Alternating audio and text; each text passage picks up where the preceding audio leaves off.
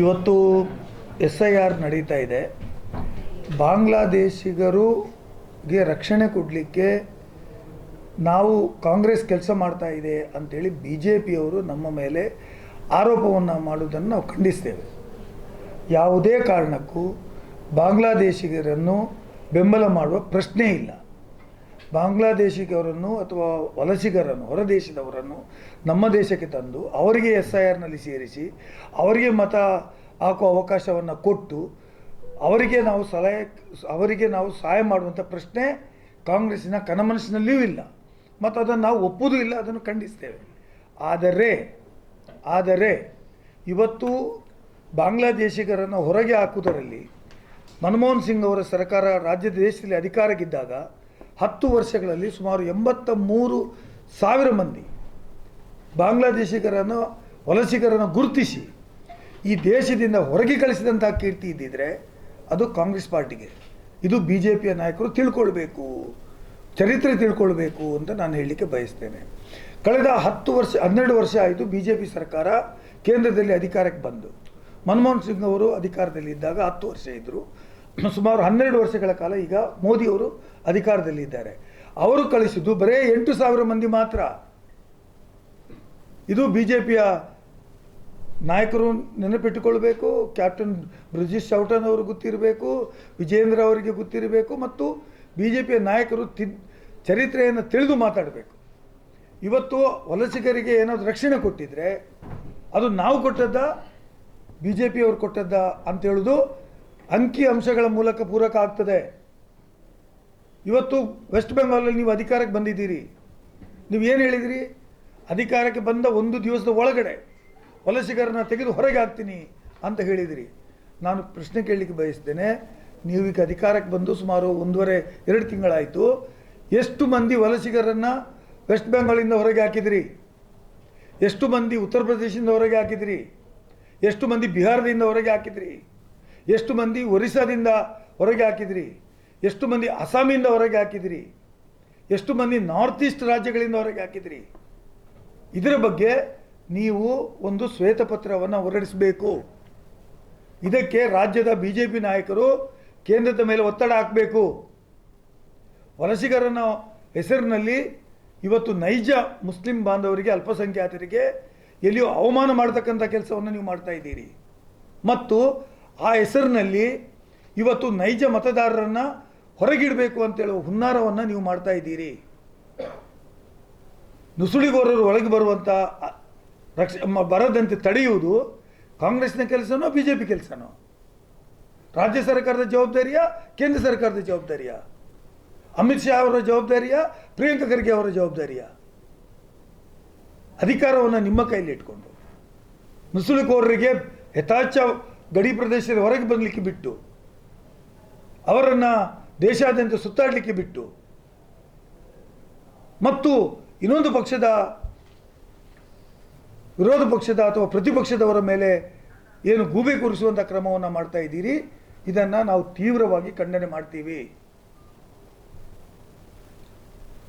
ನಾನು ಕೇಳ್ತಾ ಇದ್ದೇನೆ, ನುಸುಳಿಕೋರರು ಹೊರಗೆ ಬರಲಿಕ್ಕೆ ಅಮಿತ್ ಶಾ ಕಾರಣ ಅಲ್ವಾ? BJP ಸರ್ಕಾರ, ಕೇಂದ್ರ ಸರ್ಕಾರ ಅದಕ್ಕೆ ಜವಾಬ್ದಾರಿ ವಹಿಸಬೇಕಾದ ಅವಶ್ಯಕತೆ ಇಲ್ವಾ? ಆಯಿತು, ಸುರತ್ಕಲ್ನಲ್ಲಿ ಸಿಕ್ಕಿದ್ರು, ಅಲ್ಲಿ ಸಿಕ್ಕಿದ್ರು, ಆಯಿತು, ಎಲ್ಲ ಕಡೆ ನಮ್ಮ ಸರ್ಕಾರ ಕೆಲಸ ಮಾಡ್ತಾ ಇದೆ. ಯು ಐಡೆಂಟಿಫೈ, ನೀವು ಸಹಾಯ ಮಾಡಬೇಕು ತಾನೇ. ಸಿಕ್ಕಿದರೆ ಅದು ನಮ್ಮ ಸರ್ಕಾರ ಹುಡುಕಿ ತಂದಿದೆ, ನಿಮ್ಮದೇನು ಪಾತ್ರ ಇದೆ? ನೀವು ಏನು ಹೇಳ್ತಾ ಇದ್ದೀರಿ? ಇವತ್ತು ನಾವು ಅವರಿಗೆ ರಕ್ಷಣೆ ಮಾಡಿ ಒಂದು ಉದಾಹರಣೆ ತೋರಿಸ್ಬೇಕು. ನೀವು ಅನವಶ್ಯಕವಾಗಿ ನುಸುಳುಕೋರರನ್ನು ರಕ್ಷಣೆ ಮಾಡ್ತೇವೆ ಅಂತೇಳಿ ಕಾಂಗ್ರೆಸ್ನವರು ಮಾಡ್ತಾರೆ ಅಂತೇಳಿ ಮಾಡ್ತಕ್ಕಂಥ ಷಡ್ಯಂತರ ಏನಿದೆ, ಇದರ ಹಿಂದೆ BJP 5 ರಾಜ್ಯಗಳಲ್ಲಿ ಚುನಾವಣೆಯಲ್ಲಿ 3 ರಾಜ್ಯದಲ್ಲಿ ಗೆದ್ದದ್ದು ಇದೇ ಥರದ ಒಂದು ಹುನ್ನಾರವನ್ನು ಮಾಡಿ ನಾವು ಸಪೋರ್ಟ್ ಮಾಡ್ತೀವಿ ಅಂತ ಹೇಳಿ ನಮ್ಮ ಮೇಲೆ ಷಡ್ಯಂತರವನ್ನು ರೂಪಣೆ ಮಾಡಿ ಅಲ್ಲಿ SIRನಲ್ಲಿ ಬೇಕಾದಷ್ಟು ಅವ್ಯವಹಾರಗಳನ್ನು ನಡೆಸಿ ಗೆದ್ದಿರ್ತಕ್ಕಂಥದ್ದು. ನನಗೆ ನೆನಪಿದ್ದ ಪ್ರಕಾರ ವೆಸ್ಟ್ ಬೆಂಗಾಲಲ್ಲಿ ಒಬ್ಬ ರಿಟೈರ್ಡ್ ಸುಪ್ರೀಂ ಕೋರ್ಟ್ ಜಡ್ಜ್ ಅವರ ಮೇಲೆ ಅವರ SIRಲ್ಲಿ ಅವರ ಹೆಸರನ್ನು ತೆಗೆದುಹಾಕಿದರು. ನಾನು ಕೇಳಲಿಕ್ಕೆ ಬಯಸ್ತೇನೆ, ಅವರೇನು ನುಸುಳುಕೋರರ? ಅವರು ಏನು ಬಾಂಗ್ಲಾದೇಶದಿಂದ ಇಲ್ಲಿ ನುಸುಳುಕೋರರಾಗಿ ಬಂದವರ? ಅದೇ ರೀತಿ ನಮ್ಮ ಪಕ್ಷದಲ್ಲಿ ವೆಸ್ಟ್ ಬೆಂಗಾಳಲ್ಲಿ 2 MLA ಗೆದ್ದರು. ಆ 2 MLA ಅವರು SIR ನಲ್ಲಿ ಅವರ ಹೆಸರಿರಲಿಲ್ಲ. ಅವರು ಕೋರ್ಟಿಗೆ ಹೋಗಿ ಸ್ಟೇ ತಂದು ಹೆಸರು ನೋಂದಾವಣಿ ಮಾಡಿ ಚುನಾವಣೆ ನಿಂತುಕೊಂಡು ಗೆದ್ದರು. ಅವರೇನು ನುಸುಳುಕೋರರ? ನಿಮ್ಮ ಆರೋಪಗಳು ರಾಜಕೀಯ ಪ್ರೇರಿತವಾಗಿರ್ತಕ್ಕಂಥದ್ದು. ನಿಮಗೆ ನಿಜವಾಗಿಯೂ ಕರ್ನಾಟಕದಲ್ಲಿ ಇವತ್ತು ನಾವು SIR ಅನ್ನು ಕೆಲವು ಕಾರಣಕ್ಕೋಸ್ಕರ ಅದನ್ನು ವಿರೋಧ ಮಾಡಿದ್ದೇವೆ, ಅದನ್ನು ಒಪ್ತೇವೆ, ಅದರಲ್ಲಿ ಷಡ್ಯಂತರ ಇದೆ ಅಂತ ಹೇಳಿದ್ದೇವೆ. ಆದರೆ in the best interest of the people of Karnataka, ಈ ರಾಜ್ಯದ ಜನರ ಹಿತದೃಷ್ಟಿಯಿಂದ ನೈಜ ಮತದಾರರು ಹೊರಗೆ ಇರಬಾರ್ದು ಅಂತೇಳೋ ಉದ್ದೇಶದಿಂದ 100ಕ್ಕೆ 100 ರಾಜ್ಯದ 154,000 ಬೂತುಗಳಲ್ಲಿಯೂ BLA 2ಗಳನ್ನು ನೇಮಕ ಮಾಡಿ 154,000 ಬೂತುಗಳಲ್ಲಿಯೂ BLAಗಳ ಮೂಲಕ BLOಗಳಿಗೆ ಸಹಕಾರವನ್ನು ಕೊಟ್ಟು ಇವತ್ತು SIR ಪ್ರಕ್ರಿಯೆ ಏನಿದೆ ಅದನ್ನು ಸಕ್ಸಸ್ ಮಾಡುವಲ್ಲಿ ನಾವು ಕೆಲಸ ಮಾಡ್ತಾ ಇದ್ದೇವೆ. BJP ಅವರು ಎಣಿಸಿದ್ದು ನಾವು ಅದಕ್ಕೆ ಸಹಕಾರ ಮಾಡುವುದಿಲ್ಲ, ಜನರ ಪರವಾಗಿ ನಿಲ್ಲುವುದಿಲ್ಲ, ಅವರಿಗೆ ಸಹಾಯ ಮಾಡಿ ಅವರ ಮತದಾರ ಪಟ್ಟಿಯಲ್ಲಿ ಹೆಸರು ಬರುವಂತೆ ನೋಡಿಕೊಳ್ಳುವುದಿಲ್ಲ ಮತ್ತು ಅದರ ಲಾಭ ಪಡೆಯಬಹುದು ಅಂತ ಹೇಳುವುದು BJPಯ ಮನಸ್ಸಿನಲ್ಲಿತ್ತು. ಈಗ ಅದಕ್ಕೇನೆ BJP ಅವರು ಈಗ ಚುನಾವಣಾ ಕಮಿಷನರಿಗೆ ಮೀಟ್ ಮಾಡ್ತಾ ಇದ್ದಾರೆ, ಅದರಲ್ಲಿ ಅಕ್ರಮ ಇದೆ ಅಂತ ಹೇಳ್ತಾ ಇದ್ದಾರೆ. ಅಯ್ಯೋ, ನೀವು ಕೇಂದ್ರ ಸರ್ಕಾರದ ಮಂತ್ರಿಗಳು ಪ್ರಹ್ಲಾದ್ ಜೋಶಿ ಇರ್ಬೋದು, ಕುಮಾರಸ್ವಾಮಿ ಅವರು ಇರ್ಬೋದು, ಇದು ಶೋಭಾ ಕರಂದ್ಲಾಜೆ ಇರ್ಬೋದು, ವಿ ಸೋಮಣ್ಣ ಇರ್ಬೋದು. ಅಯ್ಯೋ, ನೀವು ಏನು ಮಾಡ್ತಾ ಇದ್ದೀರಿ? ನೀವು ಯಾರಿಗೆ ಹೇಳ್ತಾ ಇದ್ದೀರಿ? ಅಲ್ಲಿ ನ್ಯೂನ್ಯತೆ ಇದೆ, ಫೇಲ್ಯೂರ್ ಆಗ್ತದೆ ಅಂತ ಹೇಳಿದರೆ ಯು ಆರ್ ಫೇಲ್ಡ್. SIR ಅನ್ನು ಕೇಂದ್ರ ಸರ್ಕಾರದ ಒಂದು ಅಂಗವಲ್ಲದಿದ್ದರೂ ಇದು ಆಟೋನಮಸ್ ಬಾಡಿ, ಅವರ ಮೇಲೆ ನೀವು ಆರೋಪ ಮಾಡ್ತಾ ಇದ್ದೀರಾ? ಯಾರ ಮೇಲೆ ನಿಮ್ಮ ಆರೋಪ? We have given all possible support to the election commission of India. ಚುನಾವಣಾ ಆಯೋಗಕ್ಕೆ ನಮ್ಮಿಂದ ರಾಜ್ಯ ಸರ್ಕಾರದಿಂದ ಏನು ಸಹಾಯ ಮಾಡಬೇಕು ಅದು ಎಲ್ಲವನ್ನ ಮಾಡಿದ್ದೇವೆ, ಅಧಿಕಾರಿಗಳನ್ನು ಕೊಟ್ಟಿದ್ದೇವೆ. ನೀವು ಎಲ್ಲರ ಮೇಲೆಯೂ ನಂಬಿಕೆ ಕಳ್ಕೊಂಡಿದ್ದೀರಿ, ಅಧಿಕಾರಿಗಳ ಬಗ್ಗೆ ನಂಬಿಕೆ ಇಲ್ಲ. ಹಾಗಾಗಿ ಸಂಶಯದ ಒಂದು ವಾತಾವರಣವನ್ನು ಸೃಷ್ಟಿ ಮಾಡಿದ್ದೀರಿ.